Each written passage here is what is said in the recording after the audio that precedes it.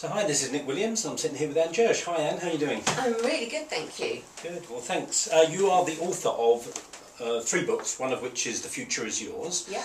And you do a lot of work with businesses. I do a lot of work with businesses, yeah. So I've asked you to come and give the talk on January the 20th for our group. And I've read your book and I found it fascinating. So can you just give people an idea of what it is that you're going to be covering during your talk so that they can you can whet their appetites to want to come along? Yeah, sure. Well, future life progression is quite an unusual technique. Many people have heard of past life. Think in terms of going the other way, the flip side. You actually take a little journey into the future. Now, when I first started working with this, I was obviously quite sceptical because our logical mind tells us we can't go and jump into the future and have a little look. But the accuracy showed me that you actually can, and most of the great scientists and quantum physicists do say that you can see the future, that you can slip around in time, and time isn't linear.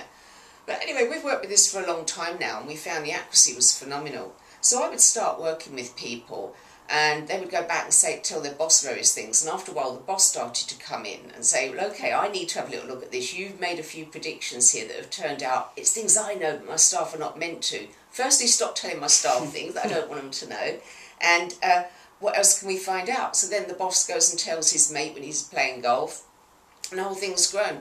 So what do we do with this with companies? It's very much... let me put it this way, when I was a child, and this gives my age away, when I was a child, the rich people around our way were the coal merchants. They were very rich. They always had a big wedge of money. I never thought there'd be a time when there weren't coal merchants. Now, the whole world changed so dramatically. There's very little milkmen around now.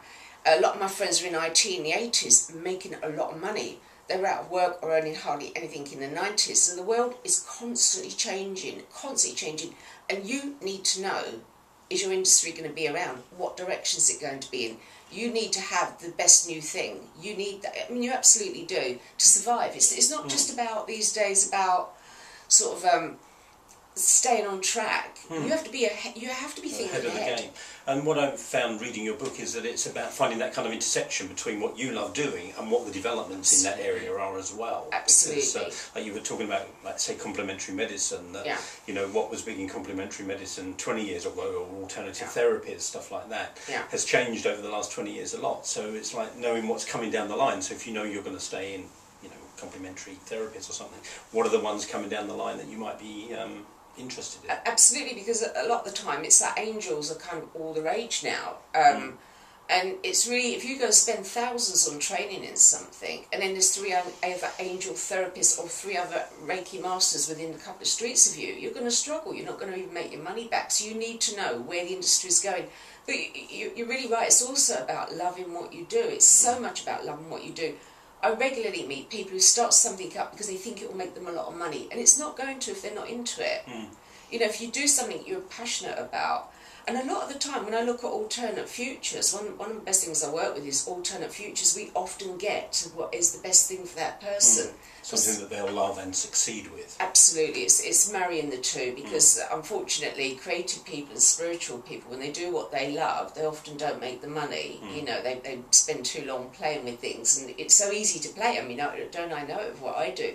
So it's staying on track and seeing what's going to maximise. It's like, for myself, using future life progressions transformed my work. And I've actually turned down some major things because I could see they weren't going to work out. Like a really big radio show, and they're going to revamp, and they're going to do this and I just couldn't see it. I just couldn't see them doing it, and they never did.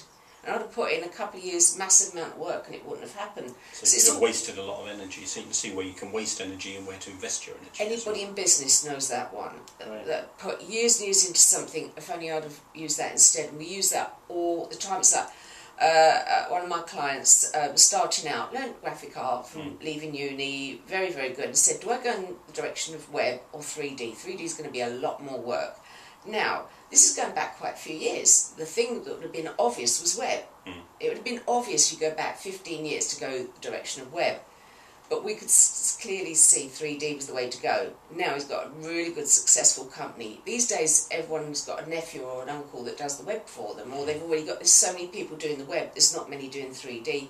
And that's the little things you need to know what to invest in. So being cutting edge. Great. Yeah. So during the evening, you're going to have a couple of hours with people, you're going to be doing some talking, obviously, and going to be doing some exercises with people? Yeah, certainly can do some exercises. I mean, there's plenty of exercises we can do. One of the first ones I like to do is get you to go back 10 years and have a little word with yourself. And imagine if you could do that. Could you give yourself some good advice? Yeah, I'm sure. Yeah, I'm sure you could as well. Yeah. But okay, we go 10 years in the future and have a little chat to the future you. What can the future you tell you now that's going to be really useful? Right. We can have a look at options, because I think we have so much choice. I mean, again, you go back a number of years, you would have just gone into one or two professions, you would have had loads of choice. These days you've got lots of options that everybody has, so we need to look at the options. I think that would be a particularly good one. And I think what we could do is look at trend setting. What trends are going to be in the future in your particular industry. We'll try and pack all that in because it's going to be a busy evening, but I think looking at the trends in your own industry, I did this with a beautician, and she now has got all the best things in her beauty salon that makes her a success, and the others in the street, you know, in her busy high street. So it's not even just what you're doing, it's how to do it. Oh, absolutely. That'll put you kind of at your cutting edge, but also make you attractive to people. Oh, absolutely, yeah, absolutely. You need to know what in your particular field is going to be the big thing. Yeah. You know, you need to know. It's not just about the actual industry, because any industry is huge, isn't it? There's so much to so many segments of each industry. Great, well I'm looking forward to it. Good. So I hope you've enjoyed watching this. So it's January the 20th, Central London, and Anne will be giving a kind of mini talk and workshop, and really hope you've enjoyed watching this and look forward to seeing you there. Thanks very much, Anne. You're welcome. Cheers. Thank you. Bye-bye.